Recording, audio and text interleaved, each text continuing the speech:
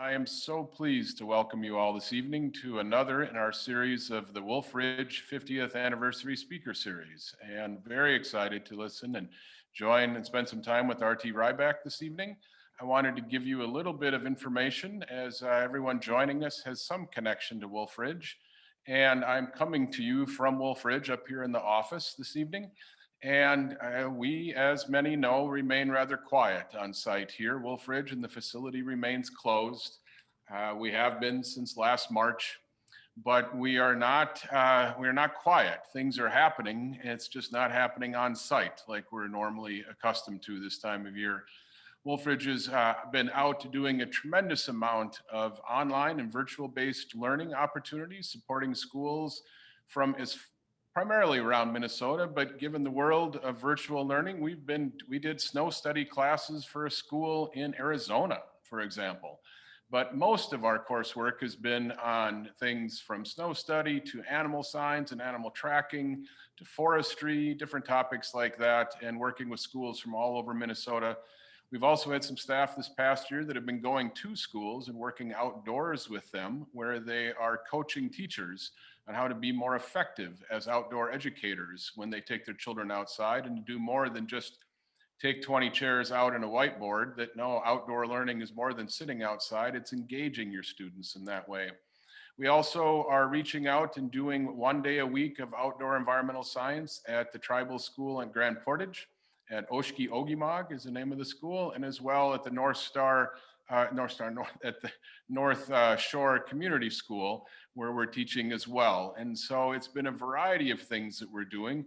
And for a little insider sort of piece of info, know that Wolfrage is looking at opening up in June, and that we will be opening up with a limited basis this summer, and starting off with some day use programs on site, building to some overnights throughout the summer, families, some wilderness trips. We'll be offering some programs for youth as well as families, and then planning for at this point, a significant opening in September with schools. And so there's kind of a quick overview, but I wanted to say a special thank you to this evening's hosts who are here to host us this evening with RT Rybak, and that's Phil and Shell Smith. And Phil and Shell are big supporters of Wolfrage, help out on a variety of levels, and they are the folks this evening. Shell, would you like to say anything? Well, I have to thank Phil for this was his brainstorm. So I've been organizing the 50th speaker series, and Phil's just finishing 6 years on serving on the board of the Minneapolis Foundation with RT, and he said I could ask RT if he'd be willing to speak, and I'm like, well, wouldn't that be special? So thanks, Phil, and thank you, RT, for being here tonight. So this is our little board service mashup hosting. Well, thank you to both of you. Thank you, Phil, for setting this up. And with that, I'm going to pass it off to our sponsor this evening, and that we are sponsored this evening very generously by Fortune Financial and the North Star Resource Group, and that Galen Harms couldn't join us with Scott Gilselson. Both of them represent those two organizations, are with us this evening, and I'm going to pass it off to Scott. And Scott, thank you. That this has been a great thing for us to be offering the speaker series, and we really appreciate the support. Helps us conduct the speaker series in general, but also this evening, and we're really pleased to have North Star Resource Group here sponsoring. So thank you. Well, thank you, Pete. I couldn't be happier to be a sponsor, as I wish my partner Galen could be here. Both my kids and actually my wife as a volunteer have had wonderful experiences up there, and and RT is an old friend, so this is wonderful. And I'm guessing by way of my introduction to RT, probably everybody on this call recognizes that RT is the popular, dare I say, charismatic, 3-time mayor of the city of Minneapolis. And if that's the case, I'm guessing that some of you might be saying, why does Wolfrage want me to spend an hour listening to an over-the-hill politician? There you go. I don't know the answer to that, but I can say that I met RT back in the early 80s, and we've been friends having fun ever since. And I know two things about the guy. there's nobody better at getting a group together to work for a worthy cause. And I also know that when you're working with RT on that worthy cause, you're probably having a really fun time. I guess I'm saying the guy's just a natural leader. And he's used these leadership gifts as president and CEO of the Minneapolis Foundation since 2016. And he's been recognized as having taken that organization to another level. And I'd love to encourage everybody to check out the foundation's website to see just how transformational their programming is. Now, I will admit I did double back to RT to see if he had anything he'd like me to say in his introduction. He just said, keep it short. So I'm gonna close with the hope that you all enjoy your time with RT tonight, just as much as I've enjoyed the 40 years of friendship that we've had. So have fun with RT. Thank you. Want me to take it away? Take it Well, away. that is really nice. Scott Kisselson, or Giz, as all of us know him, is a wonderful longtime friend of my wife Megan and I, and we've done many things together. Giz also is one of the people who helped develop and grow the idea of the City of Lakes Lopik. We were skiing the Birkebeiner together. On our way home, we said, well, gee, there are all these people from the cities who are up here. Why don't we try it at home? And that's where the Lopik began. And I think Giz was actually driving at the time. One thing most people don't know is that when I finished my 3 terms as mayor, that Saturday or Sunday, can't remember which, I decided I would celebrate by skiing. And I proceeded to have a heart attack while skiing. And as I was having the heart attack in the parking lot at Theodore Wirth, Giz and our mutual friend Ed came by at a very critical and important time, along with actually calling the emergency people. The most important thing that Giz did that day is that Ed, who is a doctor, apparently turned to Giz at one point and said, should I give him mouth to mouth? And Giz said no. And I have never-ending appreciation for Giz for not having Ed giving mouth to mouth. So big ups to Giz for years of friendship and a couple of really special acts that mean a lot to me. And Phil and Shell have been really great. Phil was an absolutely critical part of my work at the Minneapolis Foundation in the first years. And he and Norm Rickman, who he succeeded as board chair, are both on this call. And Phil and Shell have become really good friends of Megan and I. So we really, really appreciate that. I just appreciate being here. And I want us to have a little bit of a conversation that I'll set up with just a few things that are happening out there and try to give some context and bring that, the work at Wolfrage into a context of a few things that are going on out there in certainly in education and equity and philanthropy and all, and where that's going. The first thing that I wanted to say is that Wolfrage's work always was impressive to me, but it became much more impressive when I read Last Child in the Woods by Dr. Richard Liu. But actually, I should admit that I didn't literally read it. I sort of did an audiobook, but the audiobook actually was performed by my wife, Megan. My wife, Megan O'Hara, night after night, laid next to me in the bed, reading me one excerpt after the other from Last Child in the Woods. So I read the whole thing without even having to do any of the work.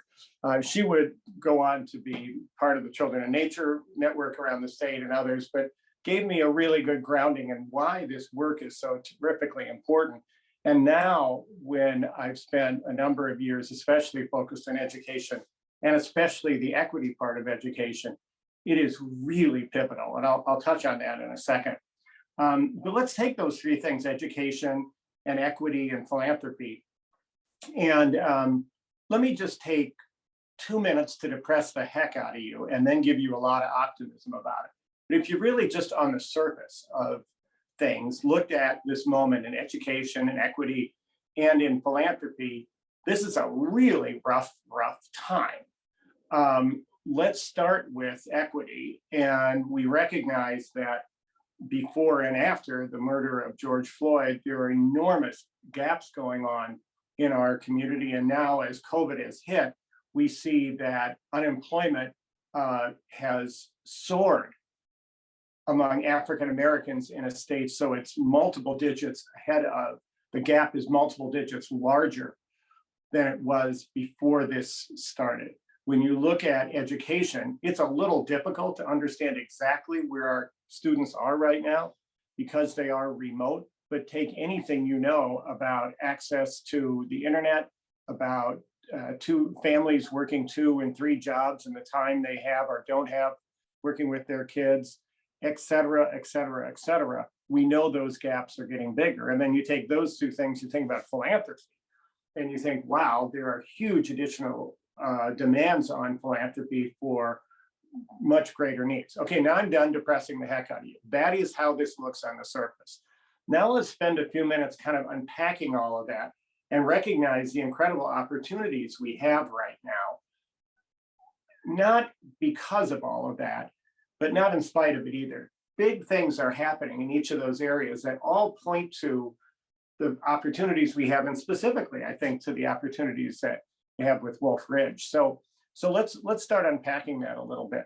Let's take the issues of equity, and that's a big fat topic, and we spend all day, every day on that issue at the Minneapolis Foundation, our work in education and economic vitality and civic engagement and narrative change and everything else. There are enormous needs out there. But one of the things to get our heads around a bit is that the biggest problem we have, in my mind, with race in America is that we have allowed it to simmer without addressing it. We have now, in these past few years, and especially in this past year, turned over the rock. And I don't know about you, but I've never had more conversations with people who felt they didn't need to be in this work, recognize that they are. I've never had more white people recognize that it is an incredible privilege to believe that race is not something about you. You have the option of getting involved in it, as if a person who is Black, who is Hispanic, a Native person has that option. They really don't.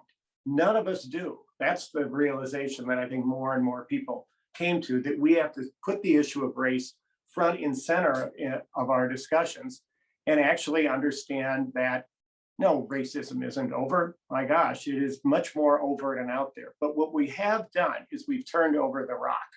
And this is the moment where we do have the opportunity to finally look in the eye with these issues. And for those of you who want to go on your own exploration about this, the personal work we all have to do, we have a phenomenal body of work at the Minneapolis Foundation, Conversations with Shonda, where Shonda Smith-Baker, who's my partner at the foundation, our Chief Impact Officer, does a series of conversations with leaders on these issues. And it's a great place to go if you want to begin or continue or expand your own personal journey, to listen to some of the great thinkers around the country right now, most provocative conversations.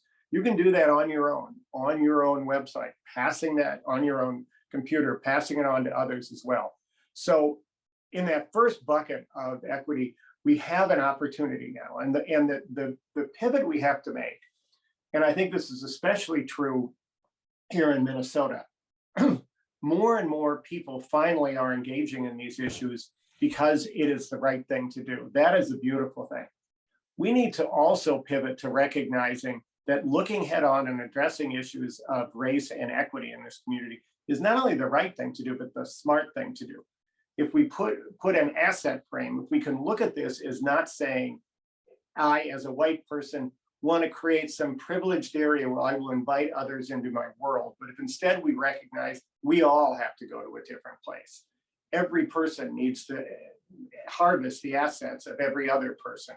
That is a phenomenal opportunity for all of us. So this isn't about just doing it because it's right. It's doing it because it's smart, because there's an asset, and there's nothing that has made me more sure of that than my work over, 14 years on Step Up, the summer job program, where we've now put 24, I think, 1,000 young people, primarily kids of color, into summer jobs at almost every organization, business in the community.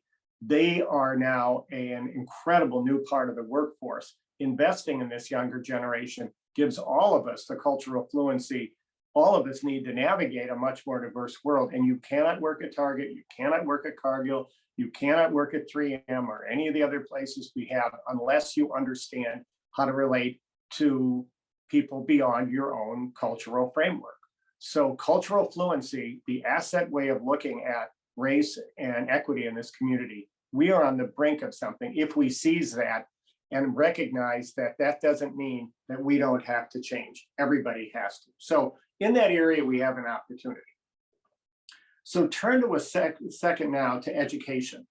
And education is the place where I will be spending the as much of my time as I possibly can for the rest of my life. This will be the thing that matters most to me. And I made that decision in about my 10th year as mayor when I was trying to think about where I wanted to go. And I was thinking of running for re-election and running on a platform of education equity. But you know, when you're a mayor, bridges collapse and tornadoes come and God knows what else happens, and you never get to control the agenda. So I spent a few years just specifically working on that with a group called Generation Next. And now I continue to work on that issue at the Minneapolis Foundation, where we have a very exciting body of work called Reimagine Education. And there are a few things really I see happening out in education. And I'm not the educator in the room. You have educators, you do learning. I'm more a person who travels and traffics in the area. So don't take me as an education expert. I've played one on television, but I spend a lot of time in conversations about what we do. The latest time was we have over the past couple of years been convening groups of people, every metropolitan superintendent, youth of color in a 1,500 youth symposium, brought every school board in the state together. Then the governor saw this work we were doing and he said, well, we're going to come out with an education policy. So we funded and I participated in a group of 20 people from around the state, all different education leaders from all different places who disagreed on lots of things. And we just hammered out issues in a room. And it was amazing how many common threads have begun to emerge in where education is going. One is student voice. The idea that it's not a novel idea to actually turn to the people who are consuming your product to say, what do you need us to deliver? Well, in education, that is becoming much, much more important. If you want a school to be safe, well then build in justice circles in which peers can help address the safety of the school. Much more important, in curriculum, recognize that relevance is the most important issue right now. And I say that as somebody who literally almost flunked out of my high school, but became a very good college student for a lot of reasons, but primarily because of relevance. I didn't know what the heck I was learning all this stuff for. And once I figured that thing out, well, now put that through the lens of race and of the scandalous situation. And I call it scandalous because it is, that many of the students of color, most of the students of color in this state can go through their entire education without having a person in the front of that room who looks like them. What is wrong with this picture? A lot, okay? So when you think about a curriculum that doesn't acknowledge largely much of the actual history of this country, and many of us have had to spend recent years completely relearning our history. Why did I understand so little about Reconstruction, for starters, and what the backlash did really leading to Jim Crow? I knew a little, but we all have to go back and re-explore that. Why have we not understood the housing covenants in a city like Minneapolis? I could go on and on about that. As we build more relevance into curriculum, as we build more real history into this, and in the case of Wolfrage, as you bring in the idea of actually bringing education literally to life, it makes so much sense. We were involved in an effort a couple of years ago, and Wolfrage, I think, was part of this. We funded some credit recovery work so that during the summer, a kid didn't just have a summer experience. They had a summer experience where they could catch up on the credit they may have missed. And when they got out into the out of doors, it mattered a lot. So, and I mean, this is the work you guys do. One of the students who was part of that told this story to a teacher who related to me. This was a program in the cities, but two kids were walking with their teacher through Minnehaha Park, and the lesson was over, so they were just talking. And she just sat back and listened to the two kids talk for about half an hour about how much they hated school. And they're walking down and just criticizing school, how much they hated. One of them just stopped and looked up and said, "Why are there so many oak trees here?" And then they began to talk about trees, and they talked about trees and the interrelation between them and all that. And after they went through this whole dialogue, they got back in on why they hated school. She felt that she was totally victorious because the summer she'd spent educating those kids in a way that was different than the experience. I don't need to tell you this group the importance of all of that, but the thing that is important is that those kids were in that program because they didn't pass their science class in 9th grade. So good, so now we teach that kid science. But most school districts don't recognize the out of school experience that you guys give so wonderfully to get a full credit. So now those kids go back to school. Now they're a little more jazzed up about science. Well, here's the problem. They've got to go take 9th grade science again with younger kids, humiliating, and all of that energy is lost. Instead, what we want to support, and I know you guys have done this work, is in credit recovery, much more widespread, so that what we're able to do is to basically have that kid get their credit back and then start 10th grade science. It's not rocket science to do this, but it is a lot of logistical stuff. So you guys are in a phenomenal position to bring that to a much bigger scale.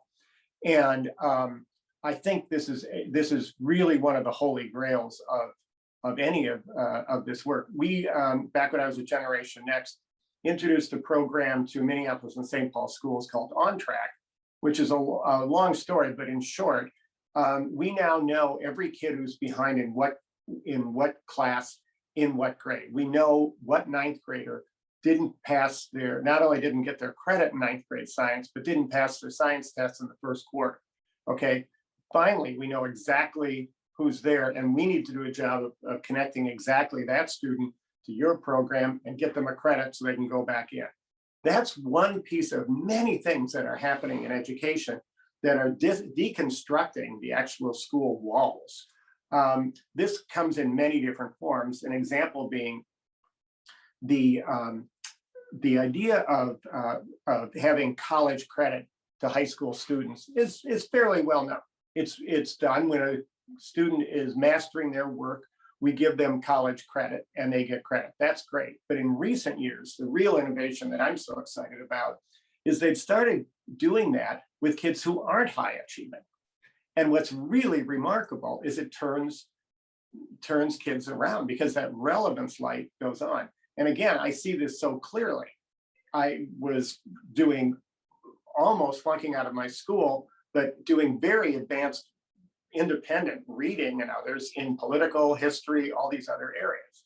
And if you think about what you're able to do, think about the fact that a kid who is not achieving at a high level gets exposed to what you do. And suddenly, obviously, they can be very successful then moving on to a career in outdoors. But even more important, we know that this is not just about their academic development, but their social and emotional development.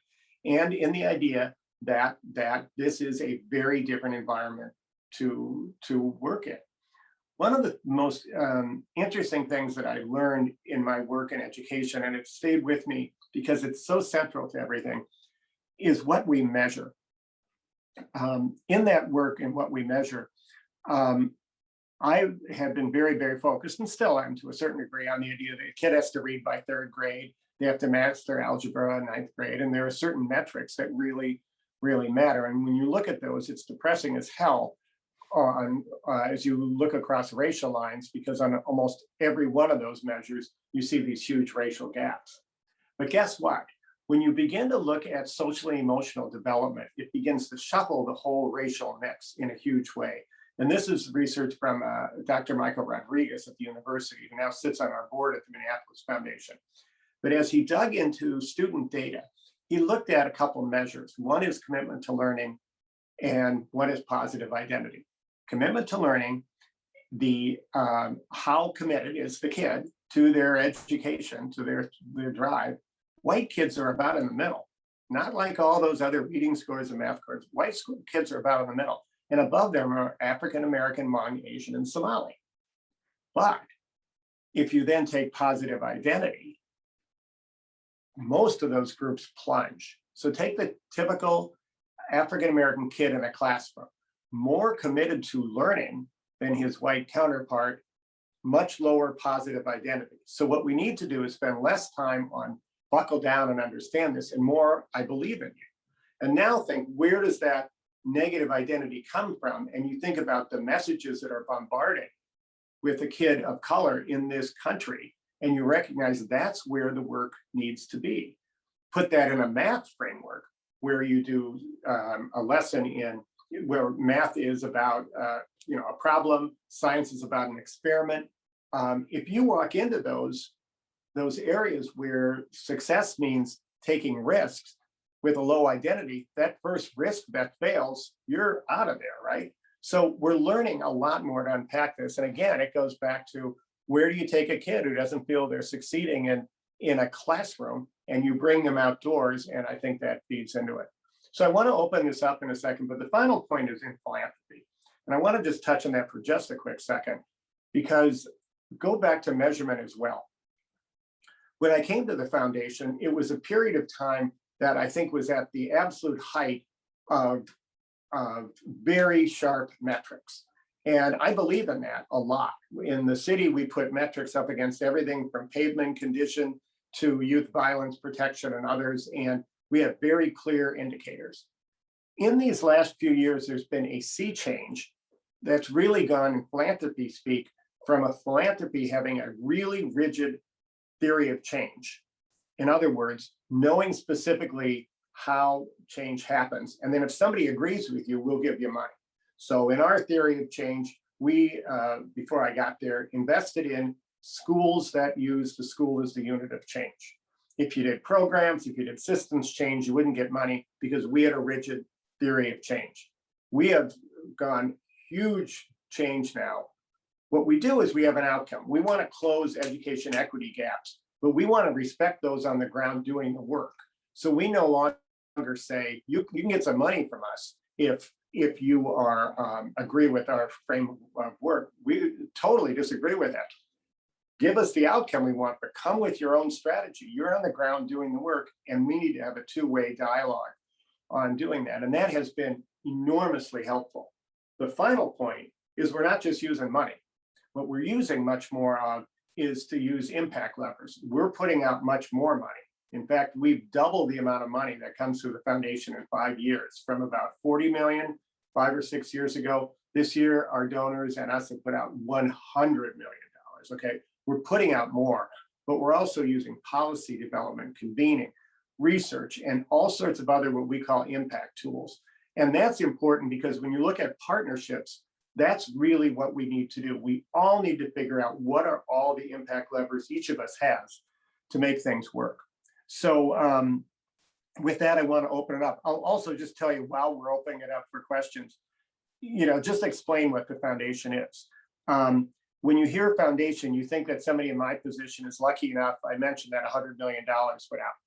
I don't get to decide where $100 million goes by any stretch of the imagination, okay? Like a traditional foundation, we have dollars that we control, 100% on equity, in this case, education, economic vitality. But then we have people who open up their own accounts there. Ed Cannon, I see on there, is an example, and many others. We have about 1,400 people who say, I want to be charitable too. So instead of going to a for-profit enterprise, they come to the foundation. We then partner them with an advisor and say, what do you want to get done? And then we give them advice on where the dollars go. So we're really a generous community of 1,400 people who are now putting out twice as much as we put out 5 years ago, and are growing, and I'm very pleased by that. So why don't I just stop, open it up, and we can go wherever you want to go. I put a lot out there, and I hope somehow there's a through line here, but don't worry about it, ask away. that RT, one of the questions that were posed that maybe is a starter here is do you have any comment on the partnership with the Phillips Foundation? Yes, thanks for asking that.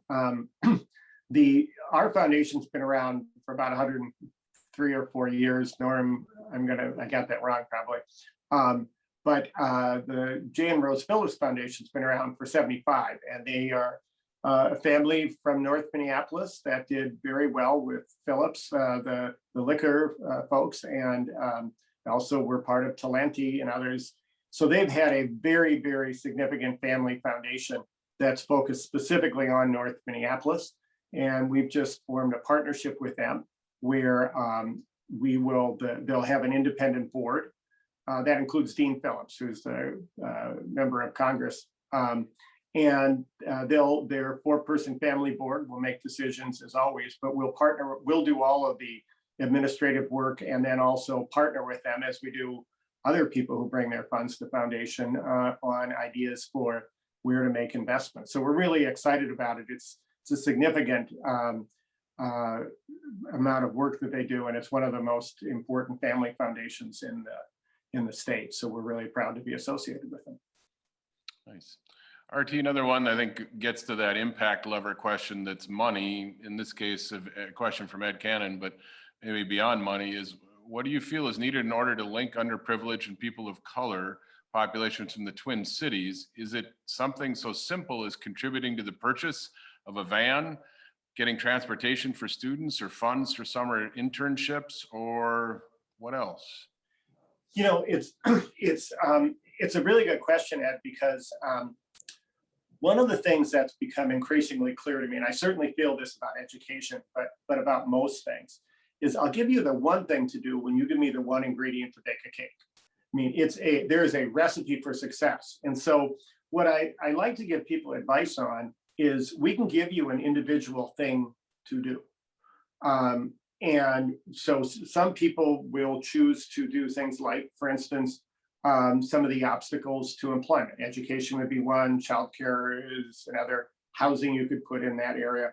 Other people may talk about training, so then here invest in this school or in this other program.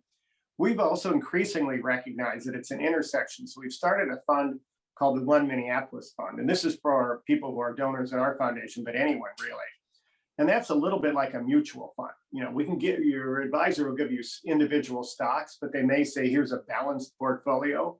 Giving to the One Minneapolis Fund has a finger in each of those areas. So it's overall, the focus is on equity, but looking at intersections. So that has been used for everything from rebuilding buildings on Lake Street, for instance, after the fires, to work on trauma with kids, to all sorts of different interventions. And so I really advise people to think about what makes you most comfortable. Do you want to have a single investment where you can really watch and see how that works? Or do you want to take a holistic approach? And it's very much like investing. Do you want to buy that individual stock or not? And you may want to balance your portfolio with some very targeted ones. And then, you know, a One Minneapolis Fund type investment. Nice. This is maybe taking it the next step. This is from Jim Nichols, RT, and it's what can be done practically in the urban public school districts to give the most disadvantaged students the opportunity and ability and comfort to participate in hands-on learning and development activities like what is offered at Wolfrage, ELC. Yeah. Well, first off, the most important thing that could be done in the Minneapolis school district in general has been done is that they had the guts to come up with a big plan that was super controversial. And that was to say that they're going to move the magnet schools into the center of the city where the need is, cut down the number from, I think, 12 to 8, so that you could make serious investment in those 8s. And it's going to require a number of students to move in this first year so that over time they won't have to move as much. And the strange thing is by eliminating magnet schools, the integration numbers went up. They passed that plan. So number one is to make sure that's successful. And we're doing a partnership with the University of Minnesota with bringing some implementation scientists in to help with that. Now let's get to your hands-on learning piece of it. And let's look at this summer, especially. The good news is both the state and especially the federal government are putting significant dollars into summer on a level that's going to be very difficult for the district alone to pivot to the degree it can. So one of the things, and by the way, we're going to do kind of a briefing for people in the next month, where we're going to have some federal people in saying exactly what's in the Recovery Act and all of that on education. So RT Rybak at Minneapolis Foundation or at mplsfoundation.org, send me something, I'll get you on the list. But what I think is really the holy grail this summer is to say schools have a couple problems. One, we've got all these kids who are way behind. We got to do a lot of work. And two, we still have restrictions on how many kids can be in a building and exposing teachers. So there's a real double-edged sword here. How do you do it? Well, I don't think it's brain surgery to put together the school district and all of the out-of-school partners and layer credit recovery on top of it. It is hard work, however. So what I'm trying to do as much of as I can is do some matchmaking where out-of-school partners are being brought in. And we know that there have been heroic parents and family members and neighbors and mentors and certainly teachers who've done a lot of work with kids on Zoom and others, but we know it ain't a classroom and it ain't an in-person experience. So we got to figure something out. And I don't know what that means for you guys in particular, but there is a huge need. And I'm wondering if there isn't a train the trainer model, I'm brainstorming here, where the great work you've done with some of these video tours and others is really about empowering people who don't have that teaching certification and the education background that you guys have, but empowering them to go out and do that work. So for instance, a group that is really strong in relationships, but doesn't have the academic background could partner with you and maybe mix in some distance learning with in-person kind of work. That's the kind of thinking I think we need right now. We're looking at a summer that could be phenomenally important. We're also looking at a year where we have to make up a year of learning. So this isn't just about this summer. And I think right now there's a phenomenal opportunity to do that. Well, that's a good segue, I think, in some ways for Ed Cannon's follow-up question here, of which is a bit more directed to me. Thanks, Ed. What does Wolfrage need from Minneapolis Foundation relationship to help build a stronger tie to our customers and students? Do we need transportation, marketing assistance, introductions to those students of need? And I was going to mention something that one of the things we refer to at Wolfrage often, and when they talk about the knowledge gap or the achievement gap, and that we really bring it down to, it often boils down to an experience gap. Yeah. And that what we do is that experiential learning, that hands-on piece. And one of the school, we've partnered with the district where some folks may not know this, that often in district students in science get sent on a track, which may be a low-level science track or a high-level science track that may start in 5th grade, as early as like 11 years old. And once you get in the low-level track, you may not have any opportunity for advanced placement classes, college in the schools, things like that. And one district we've worked with, we work after school and then for a multi-week experience in the summer. And if they pass that class, for which the district gives them science credit, only elective at this moment, they do allow them to jump track. And they now have openings to advanced placement and things like that. And it's been a game changer for dozens of students we've worked with. And so to answer your question, Ed, we want to do more work like that at Wolfrage, which means the partnership component that RT just described. And I think if there's anything that the Minneapolis Foundation could help us do is to build those partnerships with those Minneapolis schools. And we serve lots of those schools already, that we already have some of that, but to do that summer enrichment that you're talking about and then do it for credit. I mean, that's where I think our biggest impact can be, is to build that. And it comes down to things that Ed listed. If transportation is needed, we've got to build trust and faith in amongst the families that will allow their children to go. The families may often have the kids working in the summer. Well, how can we make sure that they can afford this, in a sense of not just making it accessible from tuition to attend, but what about the loss of that student's contributions to the family when they're gone for a few weeks of the summer? I think there's social needs that we would have and we could really value from that partnership, but also the connections directly to schools to help make that leap to academic connections in summer enrichment that is more than just recreation, but is credit recovery as well. Let me try one on you. What if you took some young people who were not doing well in science, say in ninth grade, they were not doing well in science, but they had an interest in doing it. And you created an apprenticeship program where they would go to Wolfrage and they would learn how to become in-city nature instructors. So throughout the summer, they would be paid for this in the summer, and then they would be paid through a partnership with some donors helping, give money to the park board and others. So each Saturday they would be in parks with their peers, walking them through the parks and doing the nature interpretation. Yeah, I think. Do you guys like this programming on the fly here? It's that we get students who get mentored by others, and those mentors then become those instructors. And I think that's key. And then they mentor their peers, and then they take it to the next level, who is someone who then mentors into their community. Tim Chase just posted into the chat, everyone. And Tim Chase is a teacher at Murray Middle School in St. Paul, a school we've worked with many times where we have done these sorts of programmings. And he's referencing that.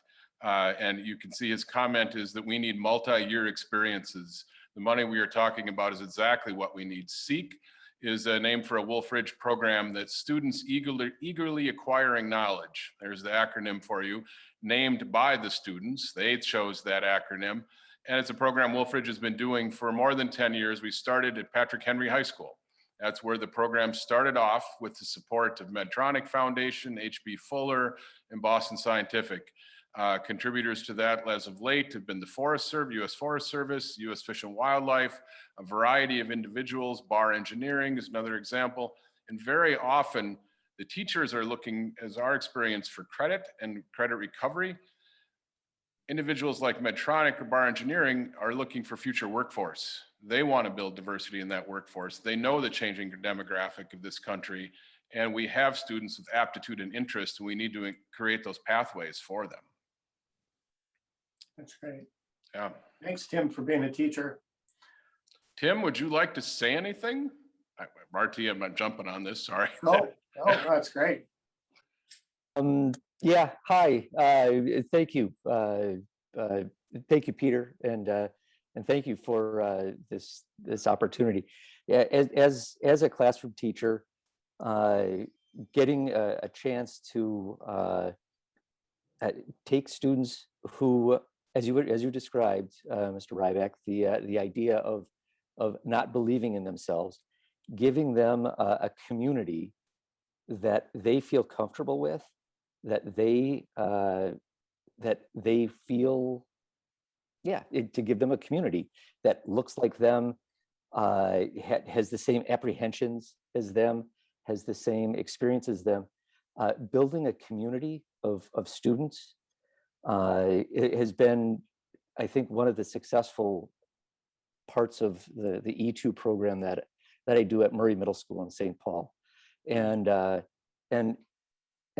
that's that shared experience of where they have been and where they are, and then giving them a dream to be able to, and a pathway that they can see, is it's what has to happen to really make the big systemic change that I think we're all really trying to answer and solve. That's really Thanks, good. Tim. One of the things is just, I know these data better in math than in science, but the best teachers are not necessarily the best students by any stretch of the imagination. That the brilliant mathematician is not necessarily the best at teaching someone math. More likely, somebody who's kind of struggled a little bit but got there will be the one who can relate to the student who's not getting it. And I just say that because when we think about assets of young people, we throw kids away pretty damn fast.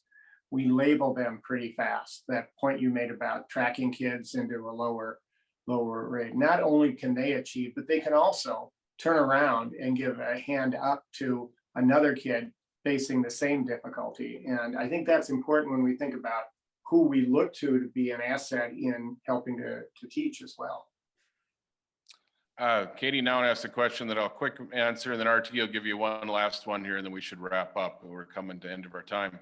It was asked, how can Wolfrage provide support with online learning for a student urban naturalist concept like RT suggested?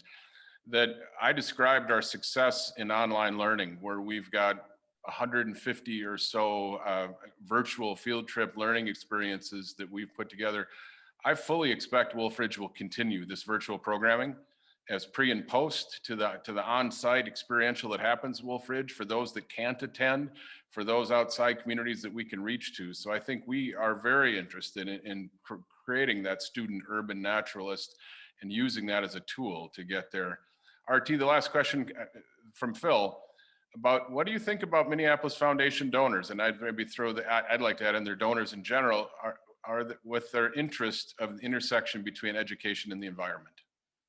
Well, I think right now donors are looking so much at intersections, and I think there's an exhaustion of having gone, especially for those who've been very generous over a long period of time. Why am I not getting the results I want to see? So rightfully, we should all disrupt that thinking. And that's what we did a lot when we looked at our new strategic framework and thought very differently about this. But I do think this issue of intersections matter a lot. The other is the potential of success. One of the things that I think settles in pretty quickly is a failure or two with something that you give to turns you off from doing something else, especially if you feel there's no hope. And I feel that especially like working with urban school districts, I a lot of times say, okay, it's really hard to do that, but that's exactly why we're there. It's the same as like geography. It's really hard to do work sometimes in North Minneapolis, but that's exactly why we need to be there.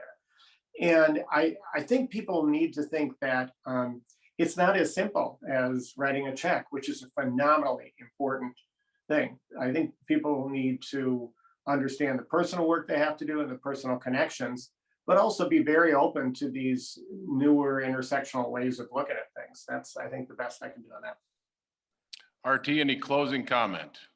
Well, I first off, being on this call is part of making great change, because this is a really incredibly important organization doing really, really great work. That being said, I think you should do what everybody should be doing right now to any of us who have positions, push, okay, and also be the wind in the sails of that, because right now we've got some serious issues out there that have absolutely every reason to believe that we can be successful.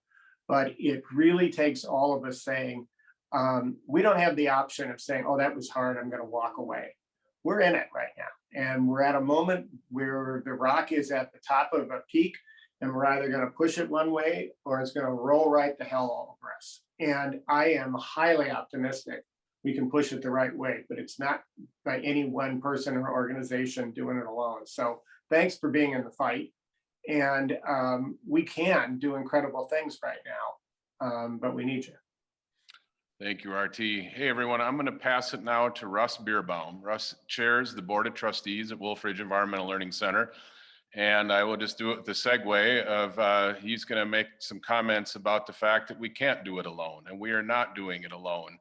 And I would say that as I look around the names and faces on the screens, many of you are my personal friends and have been with Wolfrage a long time, and our success comes because of your support.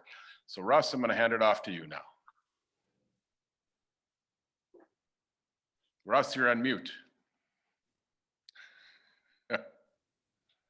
IT challenged. Okay, here we go. Thank you, RT, for some thought-provoking conversations, and also to all of the people who have joined us this evening. It's evident by your presence here, you have a great interest in Wolfrage. And there's no better, more important time in the history of this world, really, I think, that environmental education is so important to it. It's really life or death. And some people haven't gotten to that point of realizing that yet. That's part of our mission, to enhance that urgency to education and hands-on education. As a former science teacher, I teaching chemistry by reading a textbook just doesn't work. You've got to get back in the lab, get your hands dirty. In the case of Wolfrage, we have to get people outside, experience things firsthand, kids who can kind of fold into the background in a regular classroom setting, get them outside, and now they are going to experience it, come out of their shell in a lot of cases. We hear this repeatedly from teachers who bring kids to Wolfrage. It's so important. It's important that we keep Wolfrage healthy financially. This is my segue now.